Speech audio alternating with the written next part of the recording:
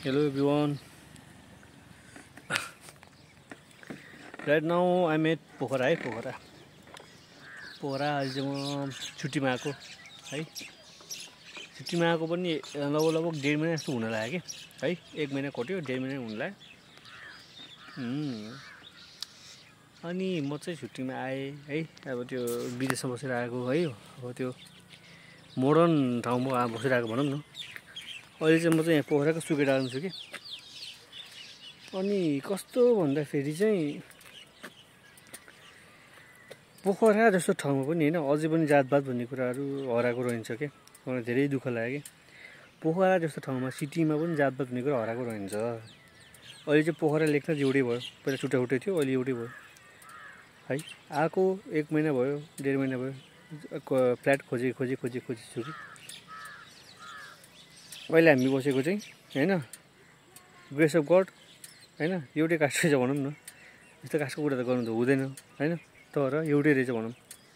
अब मलाई चाहिँ कस्तो फिल भएको भनेपछि चाहिँ है अब यो फ्ल्याटहरू खोज्न गयो, कुरा गर्यो, घरबेटीसँग भेट्यो, यताउति कुरा गर्यो हैन। लास्टमा के सोध्ने भनेपछि तर बाबु के जात हो भन्ने हैन। अनि अब मलाई अचम्म लाग्थ्यो कि म सुनार हो भनेर भन्थेँ मैले हैन। म सुनार कामी हैन, कामी भन्ने चलन छ नि त, सुनार र कामी भन्ने चलन छ।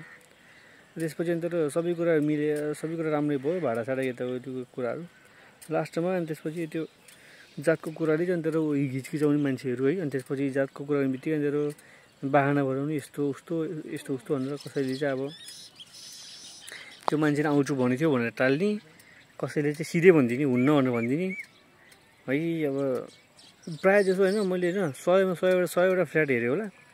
100मा चाहिँ तपाईँको 90वटा चाहिँ के अरे जातकै कारणले चाहिँ बाहना बनाएर दिएनन्।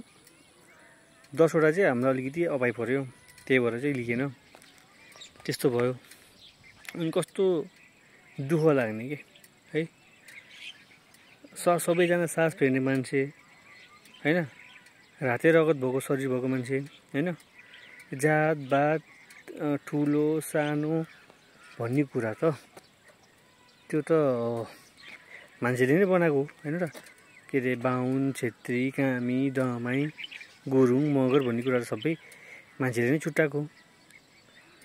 अनि किन यस्तो यो जातपात गर्छन् अझै पनि म दङ्गै परिरहेको छु हैन। अब एउटा कुरा चाहिँ अब सपोज भनौँ सुनार, परियार हैन, अधिकारी, चापागाई, हमाल, ठकुरी यो चाहिँ एउटा सरनेम भयो के। तर हैन एट द एन्ड हामी चाहिँ मान्छे हो के। हामी चाहिँ मान्छे हो। म चाहिँ हैन डुले लास्ट दुःख लाग्यो के। जातको कुरामा चाहिँ हैन हिचकिचाउँछ मान्छेहरू, हिचकिचाउँछ। मलाई बे दुःख लाग्यो के। अझै पनि यस्तो यो जातपात भन्ने कुरा अझै पनि हराइसकेको रहन्छ कि। मोडर्न जमानामा आएर अझै पनि यस्तो जातपात भन्ने कुरा चाहिँ हाम्रो समाजबाट हराइसकेको रहन्छ के हैन। देश कहाँबाट कहाँ गइसक्यो हैन। विदेशमा उड्ने गाडी बनाइदिइसक्यो, विदेशमा।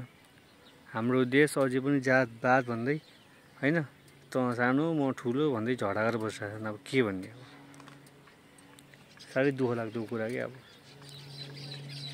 अझै पनि जातपातको कुरामा अड्किएर बसिरहेको छ हाम्रो समाज भन्ने कि के भन्ने। अब पोखरामा चाहिँ यस्तै भयो है।